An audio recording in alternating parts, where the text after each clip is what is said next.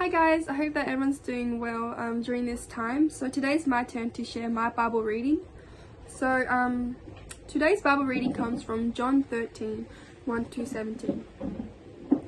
It was just before the Passover festival. Jesus knew that the hour had come for him to leave this world and go to the Father. Having loved his own who were in the world, he loved them to the end.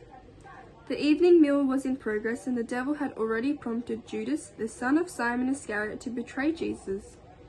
Jesus knew that the Father had put all things under his power and that he had come from God and was returning to God. So he got up from the meal, took off his outer clothing and wrapped a towel around his waist. After that, he poured water into a basin and began to wash the disciples' feet, drying them with the towel that was wrapped around him. He came to Simon Peter, who said to him, "Lord, are you going to wash my feet?" Jesus replied, "You do not realize now what I am doing, but later you will understand." "No," said Peter, "you shall never wash my feet."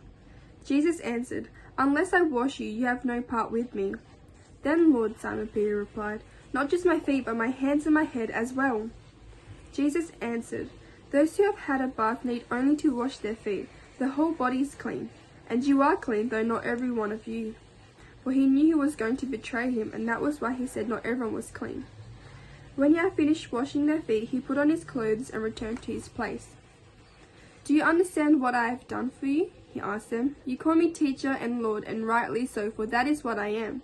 Now that I, your Lord and teacher, have washed your feet, you also should wash one another's feet. I have set you an example that you should do as I have done for you.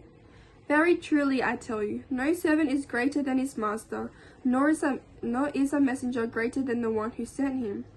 Now that you know these things, you will be blessed if you do them." So Jesus washes his disciples' feet as the servant of the house. Back then, everyone wore sandals, so you can imagine the state of the disciples' feet having to walk long distances in the filthy roads of Israel. So this made it important that feet was to be washed before a communion meal, especially since people reclined at low table and everyone's feet was in full display.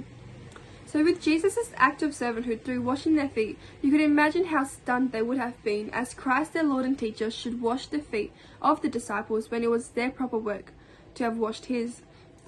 So Jesus came to earth not as a king, but as a suffering servant. In Matthew 20:28, he came not to be served, but to serve and to give his life for many. The humility expressed in the act of washing his disciples' feet foreshadowed the ultimate act of humility and love on the cross. Jesus' act of servanthood contrasted to that of his disciples, as they were arguing among themselves about who was greatest.